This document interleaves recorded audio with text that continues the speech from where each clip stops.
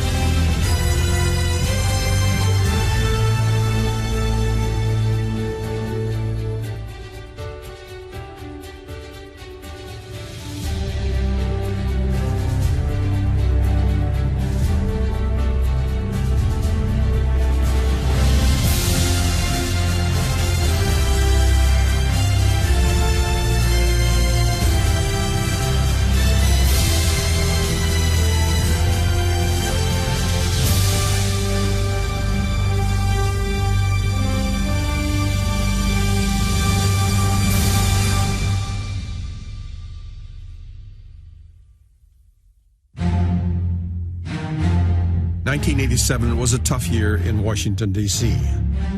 The nation's capital endured the Iran-Contra hearings, the rejected Supreme Court nomination of Robert Bork, and the public demise of presidential hopeful Gary Hart. The political climate was just as turbulent for its football team. The 1987 Redskins overcame it to win their second Super Bowl in 6 seasons. In order to appreciate their story, one must learn the struggles of 2 of their main characters before they became Redskins. Quarterback Doug Williams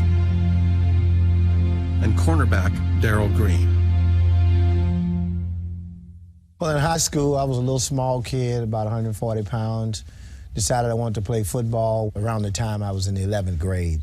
This one guy started laughing at me and, calling me little guy and, what are you doing out here? And I never forgot that. It was great motivation for me. And so through speed, through mental preparation, athletic skills, something I wanted to get their attention and say, hey, who's that kid? And what I call be prepared for that right now moment. Okay, son, what's your name? Green. Okay, you're up right now. And in that right now moment, you need to be ready to perform. I was able to fight and make the varsity my senior year, which was a great feat for me, battling through all the other guys who were ahead of me. Now, from there, it didn't get me a scholarship. I got a map out and traveled 5 hours following the roads to get to Texas A&M University, which I'd never visited. And so I wasn't the sought-after kid, but at least they was going to give me a chance. They would give me a chance if I showed up. And I showed up.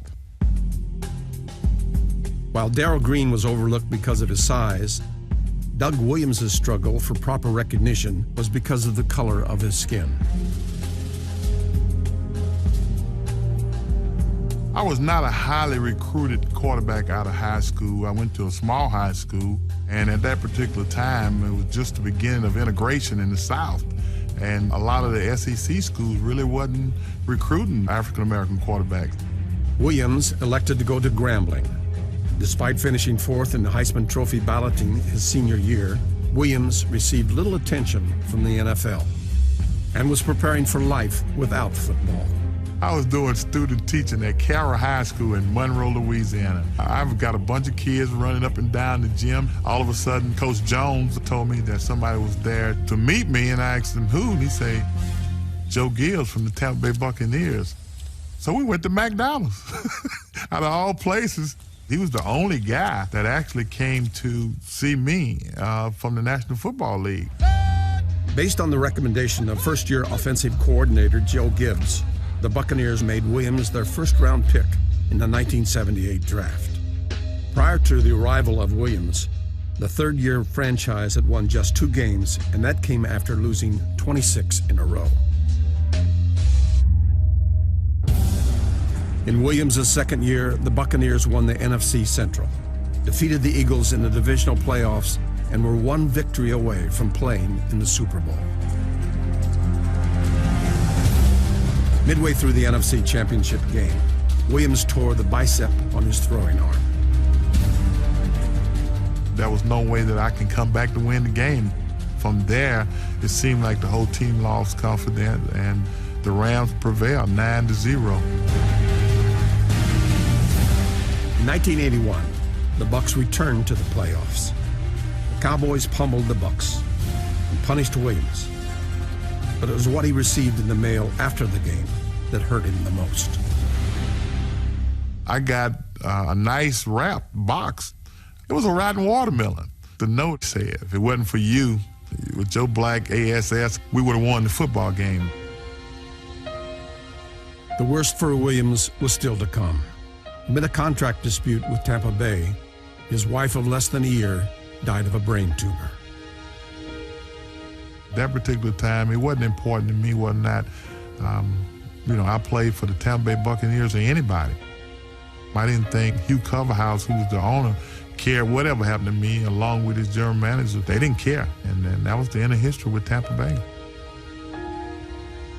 In 1983, Doug Williams was out of the NFL. That same year, Darrell Green was preparing to enter it. The 1983 NFL Draft was pretty eventful, with John Elway deciding not to go to Baltimore and going to Denver. Dan Marino, he was an incredible player. I trained with Eric Dickerson in Texas. I knew him. It was an incredible group, particularly for me, because going to the combines in my Texas A&I jersey or shirt, they didn't know me from a chicken. They didn't know our school. And so Bobby Bettner says, if you are there, we're going to draft you. Yeah, right. I'm thinking in the back of my mind, yeah, okay, thanks. Washington Redskins complete the first round with their choice of cornerback Darrell Green, Texas A&I. Sure enough, they took my name. Williams' name and quarterbacking skills were called upon to help launch the USFL in 1984. But 2 years later, the league folded. Once again, Williams was left feeling unhappy and unwanted.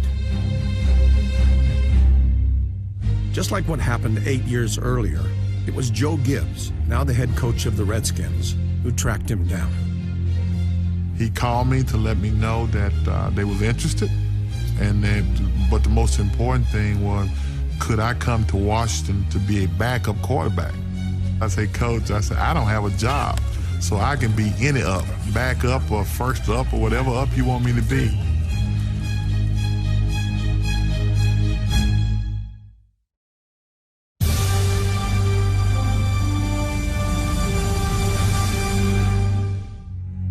In 1986, Jay Schroeder quarterbacked the Redskins to the NFC Championship game, where they faced the Giants. And in that game, we was getting beat up bad.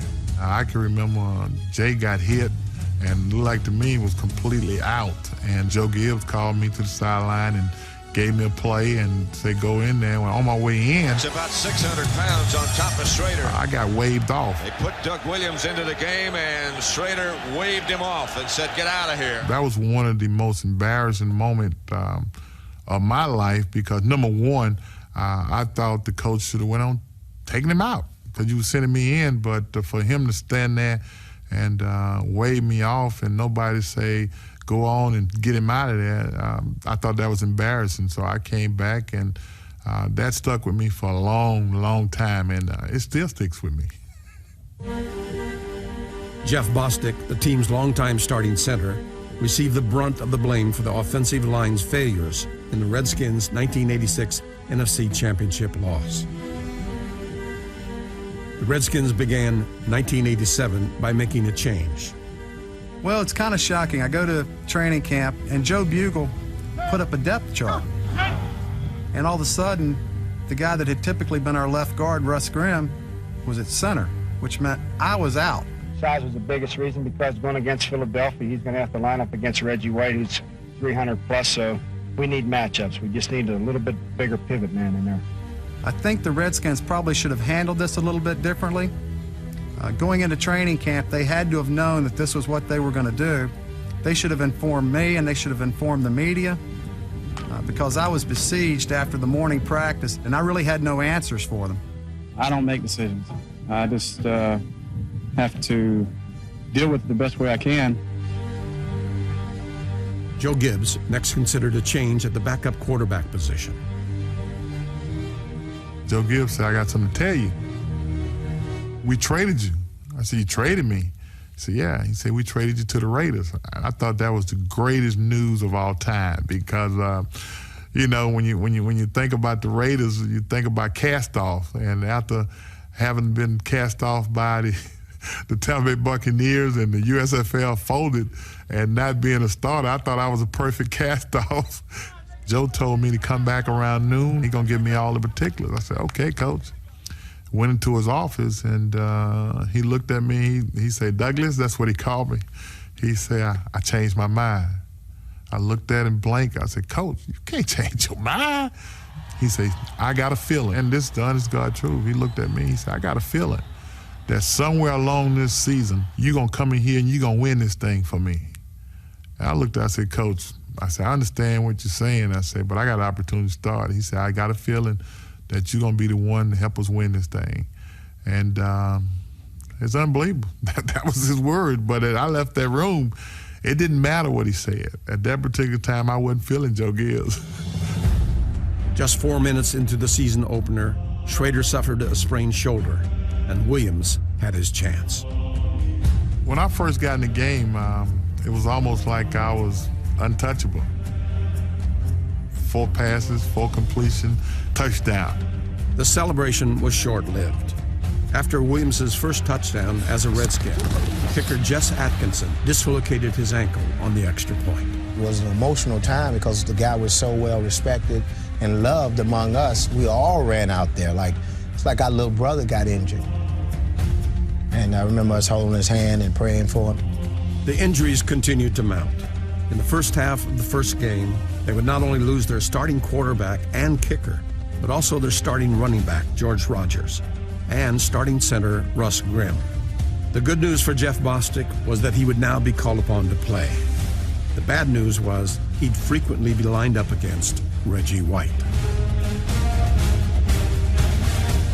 I went back to pass, and all of a sudden, I see this big green shirt just put his arms around him. He literally took the ball and turned and ran 70-some yards with that football like a running back. Reggie White pulled the ball away and took off for a touchdown. He just takes the ball away from him.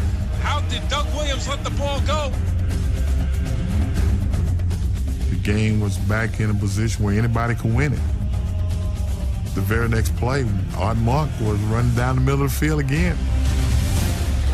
Looking in the end zone, got a man, throws it, touchdown, Washington Redskins. Oh, he threaded the needle right there. Backup kicker Steve Cox sealed a win with a 42-yard field goal. I just think that's really what sort of characterized our whole season. It was at the right time, in the right moment, something went well for us. And different guys had to, as Joe Gibbs would say, step up.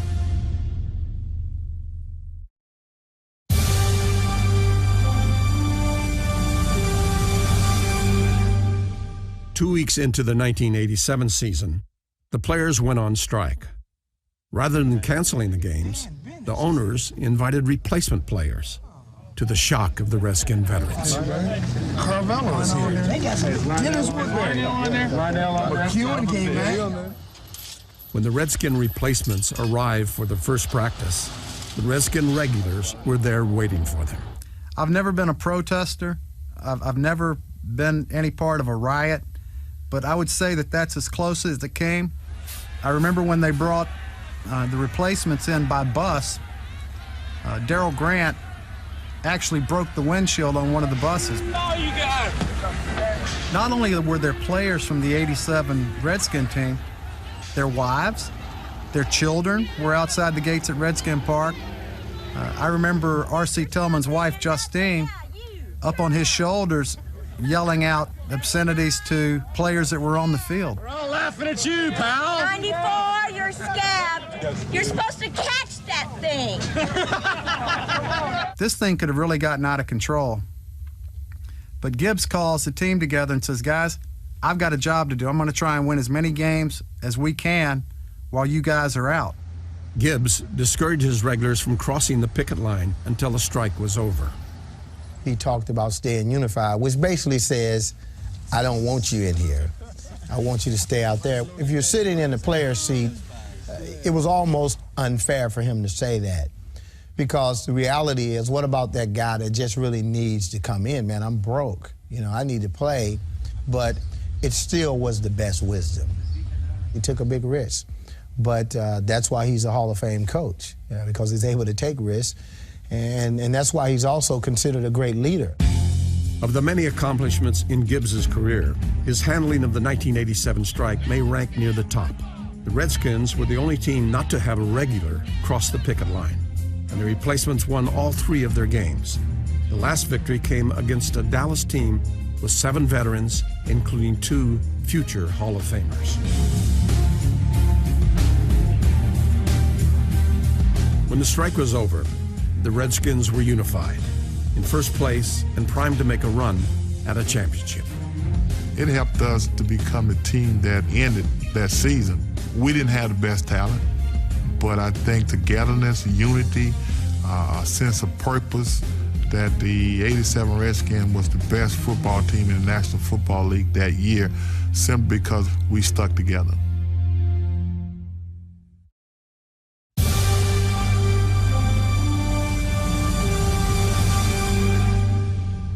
The 1987 players' strike lasted 24 days. In addition to unifying the Redskins, it also gave the injured opening day starters a chance to heal. When the regulars returned, Jay Schrader reclaimed the starting quarterback spot. Doug Williams was back on the bench, and Jeff Bostic's only job was long snapping on special teams. I had a tough time snapping that year. I feel like I cost ourselves an opportunity to at least go to an overtime against Atlanta. We get beat 21-20, and I had a couple balls that I rolled back on the ground that day. Bostic's problems in dealing with a demotion have translated to his on-field performance. He is now relegated to snapping on punts, and the Redskins won't keep a guy around who can only do one job. Coach Gibbs probably made the biggest mistake of his coaching career. He called my house and got my wife. And my wife goes, "Are you calling to tell me that you're cutting him?" And he says, "Oh, no, we're just going to take him off a long snapping." And I think for the next hour, my wife absolutely chewed his ear off. And if you'll ask Joe Gibbs to this day, which wife has chewed you out the most of anybody of any player you've ever coached, I'll be willing to bet it's Lynn Bostic. Although his wife was furious, a resigned Bostic accepted his latest demotion. I kept telling myself, I've always been a team player. I'm going to say the right things, I'm going to do the right things, and I'm going to prepare as if I were playing. But there was one thing that absolutely burned me up that season. The coaching staff decides to plug in Derek Brills as a starter, a guy that was cut during training camp, that was part of the replacement squad, that they kept on the roster, and was starting in front of me now that one of the front 5 had gone down. And I remember going to Joe Gibbs' office and told him, "You've got to trade me. This is not right." And his response was, "Just be patient." He says, "Buggs, Joe Bugle feels a little bit more comfortable with this guy. I said, I need to get out of here, Joe. I said, I think our time is about run out here. He says, just be patient. Gibbs's patience was being tested by Jay Schroeder's slump and the quarterback controversy that followed. The controversy was fueled by comments from Bobby Mitchell. In addition to being the assistant general manager, Mitchell had also been the first black player on a Redskins team that was the last to integrate. Bobby Mitchell went on a radio show and stated that some of the players felt like Doug Williams should be the starting quarterback, and Joe Gibbs is a no controversy type of guy, and he was really, really mad. Joe did not like those comments, but the bottom line was they was truthful. I think the difference between Doug and Jay Schroeder, Doug really appreciated the offensive line, and Jay never really noticed it or mentioned it. It was the me, my, and I syndrome for Jay Schroeder. Jay wasn't popular with nobody in the locker room, basically, because as a quarterback, I always felt like you got to have a team to rally around you. And I think Jay thought maybe he was a lot better than most people because he was the starting quarterback of the Redskins and didn't have to stoop down to be like the other guys. And basically that's how he carried himself, that he was the man and nobody else mattered. With the Redskins 6-2, for the first time in his coaching career, Gibbs benched his starting quarterback in the middle of a game. I think Joe was smart enough to realize that I can't afford to not only lose the football game, I can't lose my team. And he felt that the players rally around Doug Williams, and he saw it, and it happened that way. Williams entered in the second quarter with the score tied at 3 and immediately threw 2 touchdowns. That stadium went crazy. The fans started jumping and stomping and rocking. Redskins defense now facing the crunch. As if by cue, the crowd comes alive. Long turns around to the Ben Drive and says he can't hear. He's coming over to the Redskins bench. Joe Gibbs took off his head. Now he's coming out. I've never seen a coach do that. Now here come the Lions, and the Redskins are ready for him. Here goes the snap. He's back. Going to get rushed. Picked off by Darryl Green.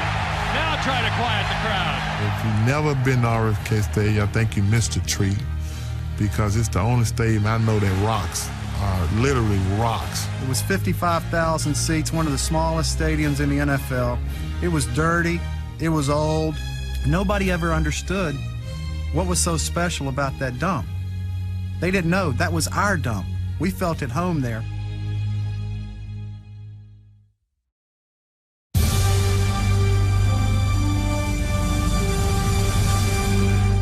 I was the fastest kid in my neighborhood. I was the fastest kid in my elementary school. I was the fastest kid in my college, the fastest kid in my conference. I was the fastest of the Redskins. But all of a sudden, Darryl Green starts to pull on Willie Gault. He won't catch you.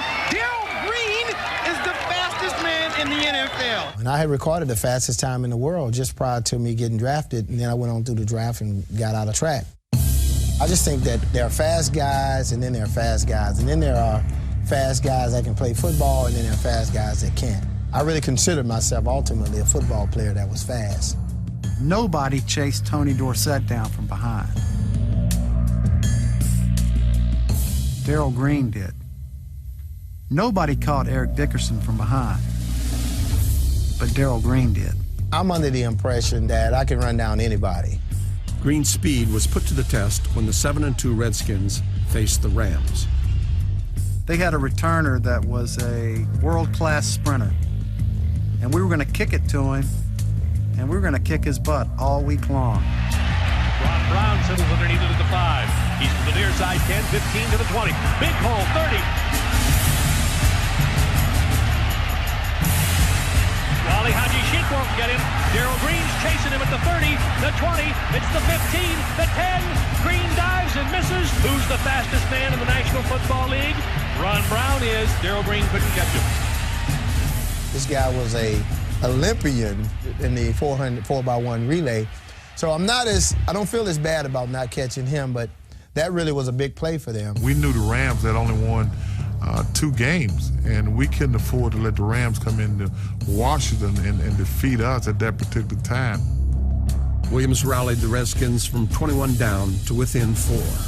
I raced a couple defenders to the end zone, and at the end of that play, I felt something pop in my back, but I wasn't coming out at that particular time. The injury hadn't really set in, so I was able to finish the football game. In the game's closing moments, Williams had 2 chances to score the go-ahead touchdown. The first one hit off Mark's hand and went out of bounds. The second one hit off his hand and was intercepted.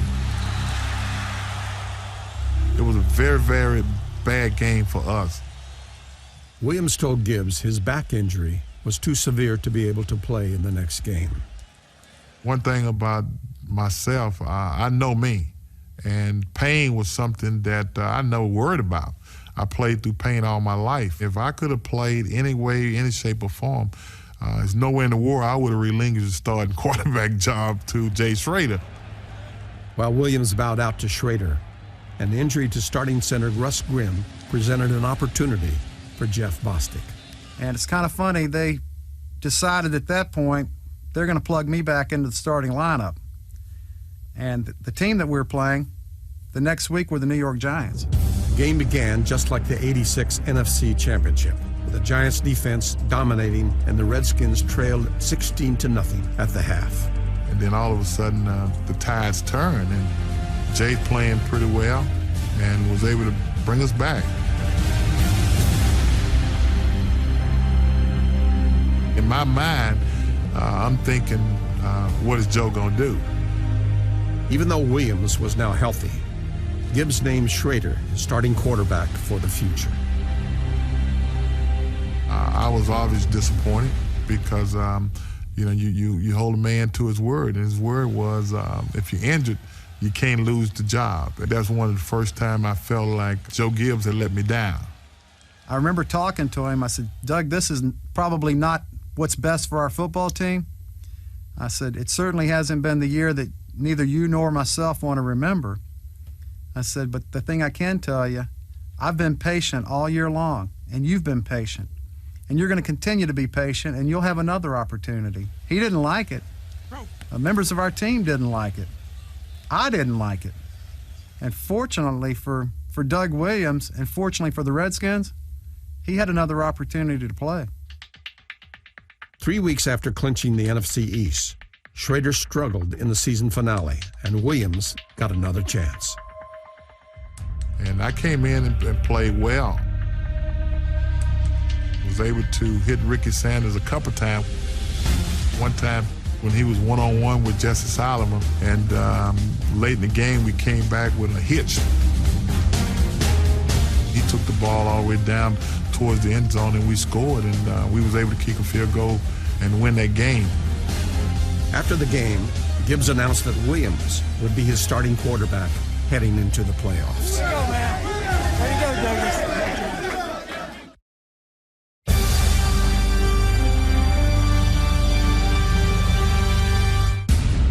Doug Williams' biggest concern was not his record as a starter, but rather the Chicago cold.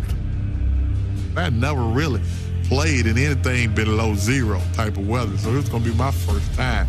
I know during pregame warm-up, I felt like I didn't have any hands. I couldn't even feel the football, and I'm in the dressing room saying, man, how am I going to play this game? First game I ever played with gloves on, and I didn't know what to expect.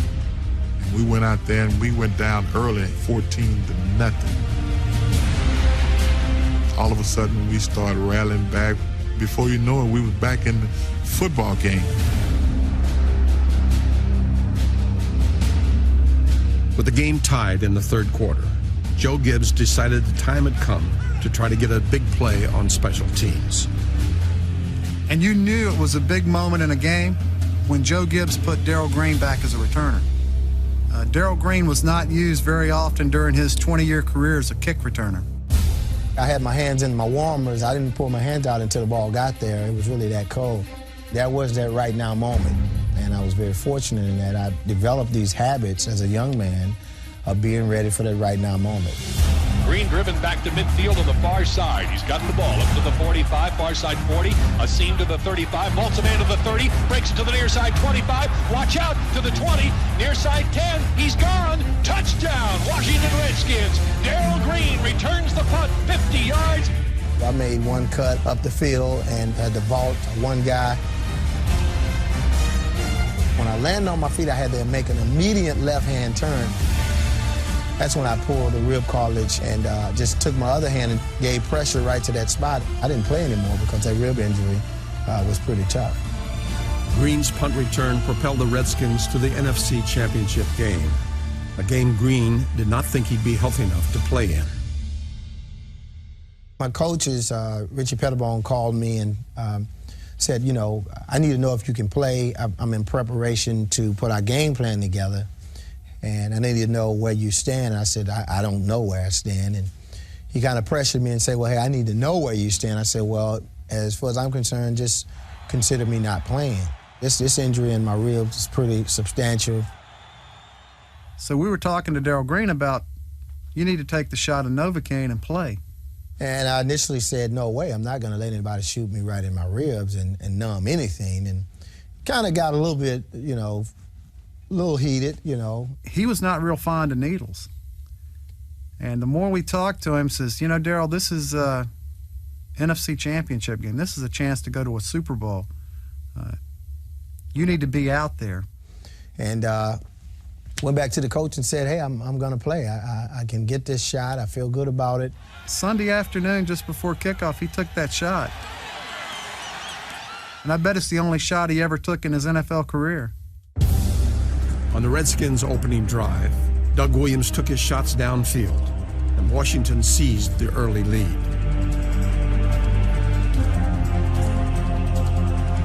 Seemed like everything was going pretty easy for the first quarter and a half, and we kind of hit a wall. And the Vikings started rallying and then eventually tied the game 10-10. And the next time we had the ball, we realized that we had to do something. Back is Williams, looking right, fires it into the end zone, touchdown, Washington Redskins. Gary Clark.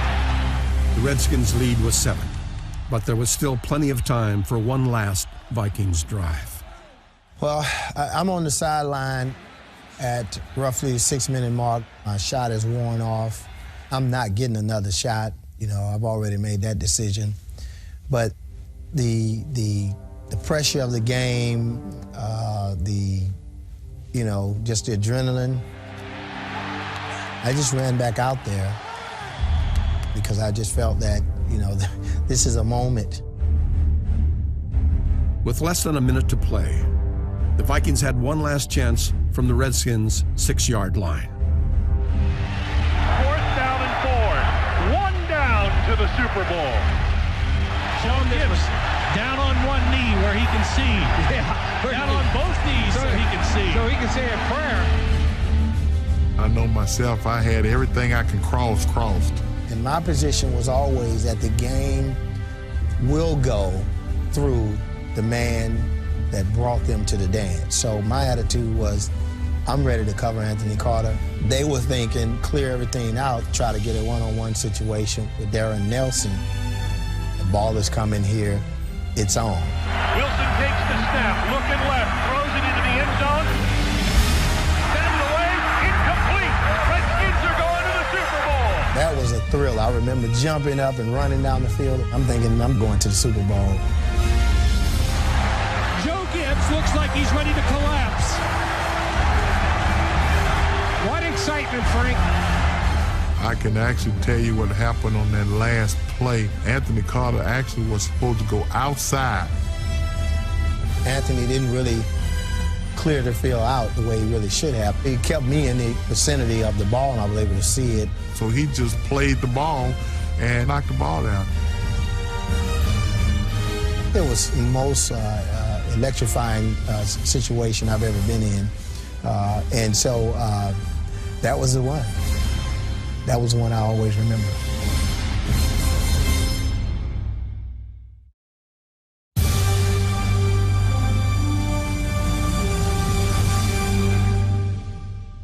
During Super Bowl week in San Diego, The media focused their attention on Doug Williams, the first black quarterback to start in a Super Bowl. One of the questions that came out the blue was, how long had you been a black quarterback? I mean, he could have really said some things that could have infuriated some people. Well, you know, the most but he handled the media well. Joe Gibbs, Bobby Babbitt, Jack King Cook didn't bring Doug Williams to San Diego to show off a black quarterback.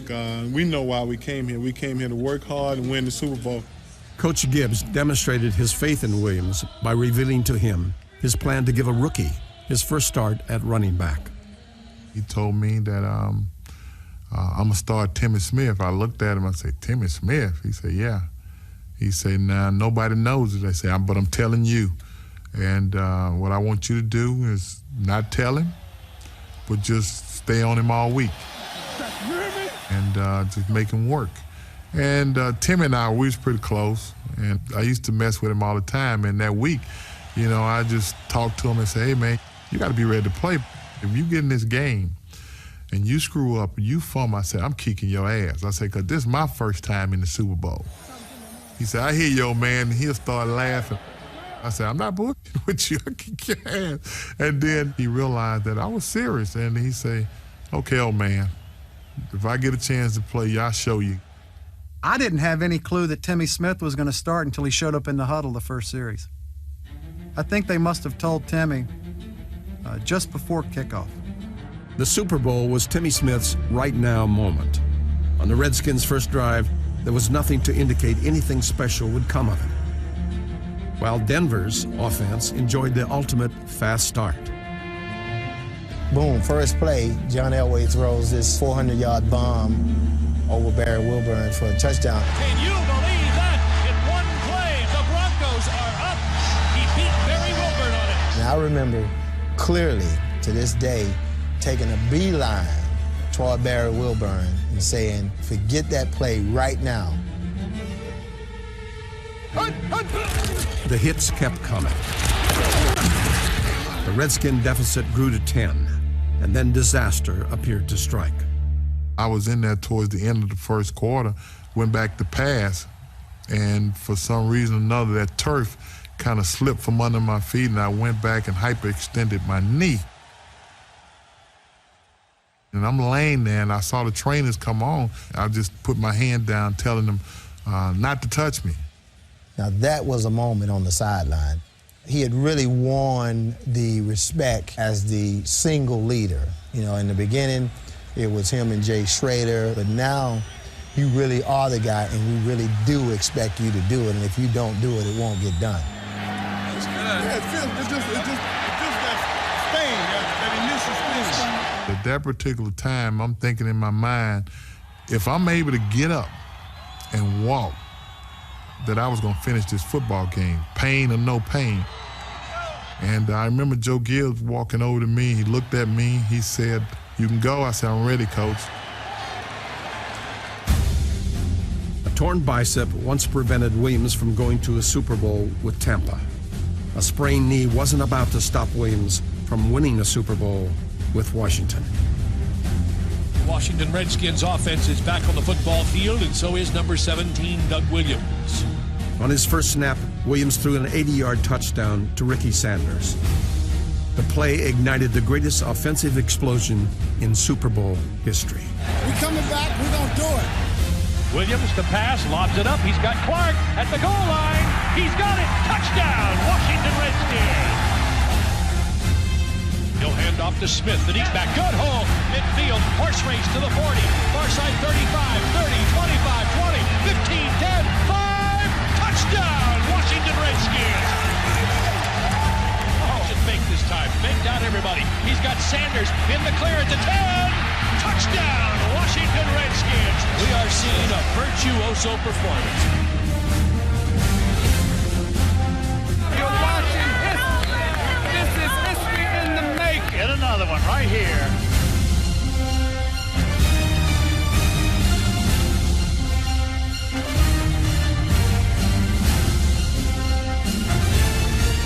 The second quarter, we only ran 18 plays, and we scored 35 points. When we went in at halftime, Joe Bugle Walked up to me and he said, "Stud, I think we got this one wrapped up." He knew my knee had swollen up, and he said, "You don't have to play the second half." And there was no way that day that Jay Schroeder was going to play. The offensive line knew I was hurt, and they knew that the most important thing was not to let anybody touch Doug Williams. I never seen an offensive line dominate a defensive front like our offensive line did. I'll never, ever forget what they did for me on that particular day.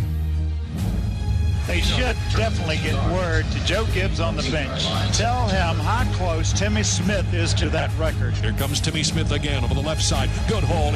That should just about do it. He's got to go over 200 yards. Will be the single-game rushing leader in Super Bowl history. That's got to do it. Timmy Smith, you're talking about a one-game wonder. I don't think I've laid eyes on him since that day. I don't remember seeing him again after that season. So I don't know where he is, and he had an incredible game. But if you look at the footage, probably you and I could have ran through those holes. Those holes were huge. They weren't big. They were huge. You could have driven trucks through them. Pickup trucks. I thought it was just the most incredible game to watch, because basically that's what I did. I watched the game. I didn't get any passes.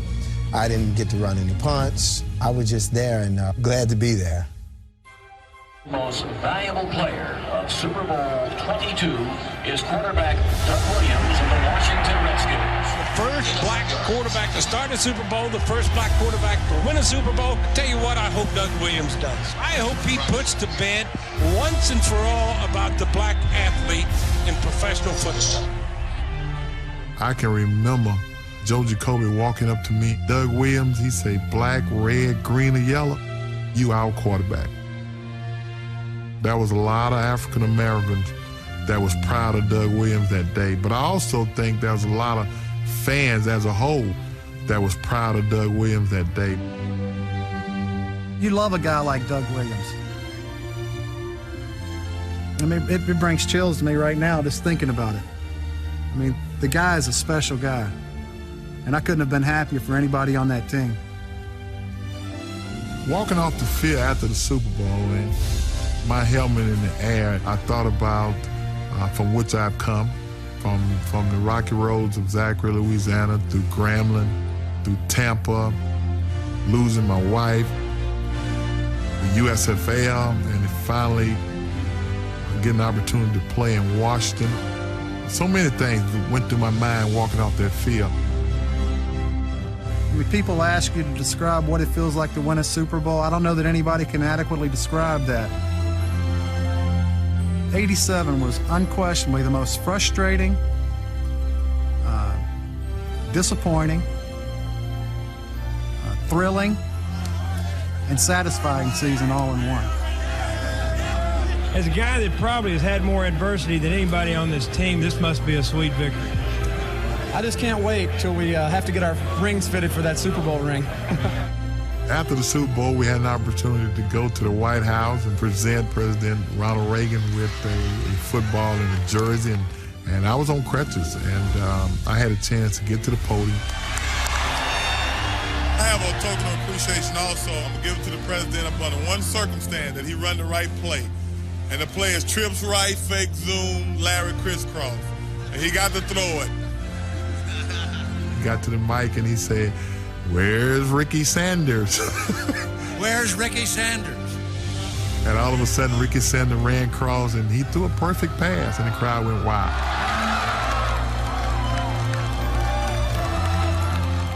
Washington is a town of power. Washington is a town of politics. You got Democrat, Republican. You got white, you got black, you got conservative, you got liberal. The only thing that brings that whole city together are the Redskins. And during that season, I think Doug Williams was probably the biggest driving force in bringing that city together.